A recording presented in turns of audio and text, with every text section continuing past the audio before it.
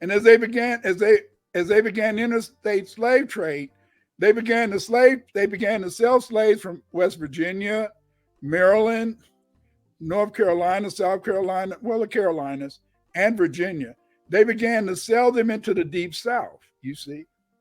And as they began to sell them into the deep South, then therefore, in a sense, there was an expansion of the older slave population down throughout the South.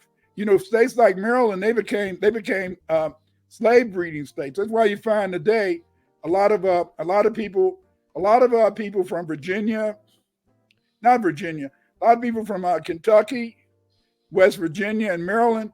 A lot of times they have a lot of incest. The A blue lot of, people. huh? That's what the blue people is from Kentucky. They blue.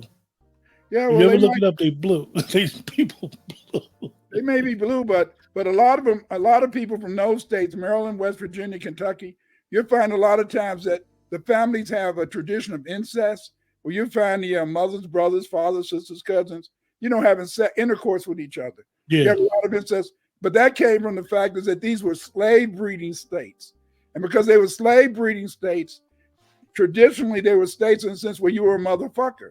You fuck your mama, your sister, your brother, whatever, you see. And so then, okay, and so a lot of people, I hear a lot of people always say, Dr. Short, I'm tired of that nigga. He got cousins and family all over the place. How he get these cousins and families all over the place? Dr. Short, you're lying. Dr. Short is not lying. Let me explain to you.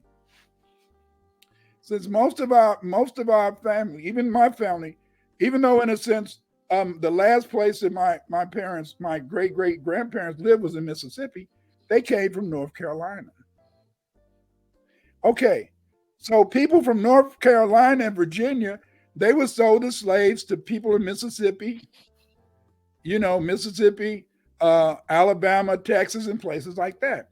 So now you think about this. Let's say that the Winters in North Carolina had 10 kids. Out of those 10 kids, each one of those kids would have been sold to a different state, Mississippi, Alabama, right?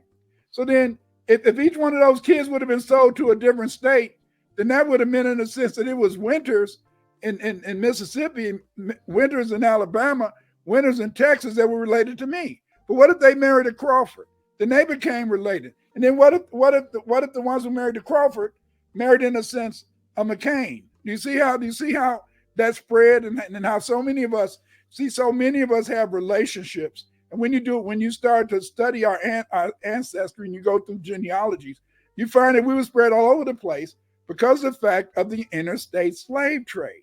Because the interstate slave trade sold in a sense people. Also, the interstate slave trade had a very disastrous effect on foundational Black Americans. The effect was that the average slave was sold at the age of 5 years old.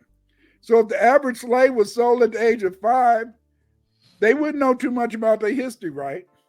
You see? But most of the time, the women, they remained on the plantations. That's why in Africa, they have these people who carry the oral tradition. These people who carry the oral tradition are called the Jolie or the Griot.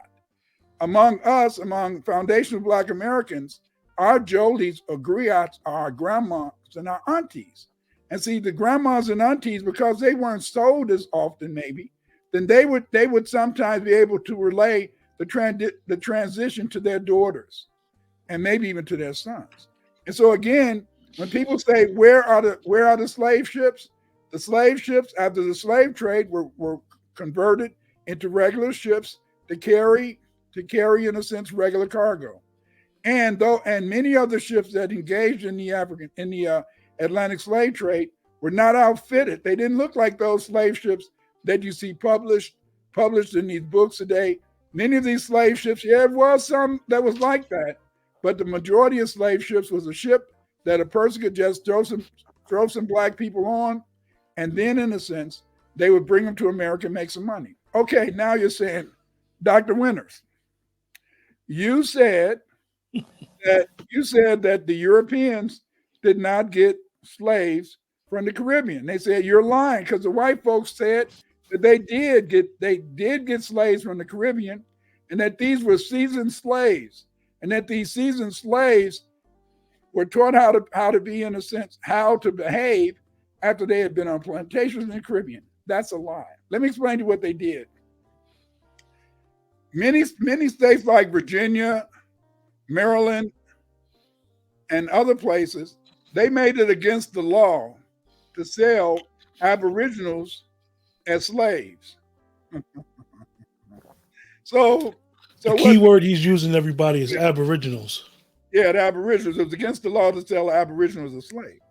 So anytime the Caucasians needed some new labor, because the Aboriginal Indians were black, just like the black Irish and the black Africans, you couldn't tell no difference. So what many Caucasians would do is that they would attack an Indian village, kill as many people as they can, and then all the people who was left alive, they would put them on a ship, and then they would take their boat and ride to Bermuda, and then they would go to Bermuda, and they would come back to America and say, "Hey, we brought these slaves from Bermuda." And even though they would say, "No, I can't." That's why you find there's many cases where people, in a sense, were able to free their children who had been kidnapped in that way.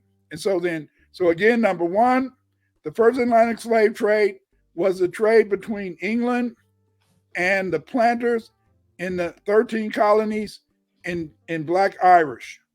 The second Atlantic slave trade involved, in a sense, Aboriginals or Black Indians who were sold into slavery. I think they said about 300,000 Aboriginals were sold into slavery. And these people either were placed on plantations in the South and on farms in the North, or sold to the Caribbean.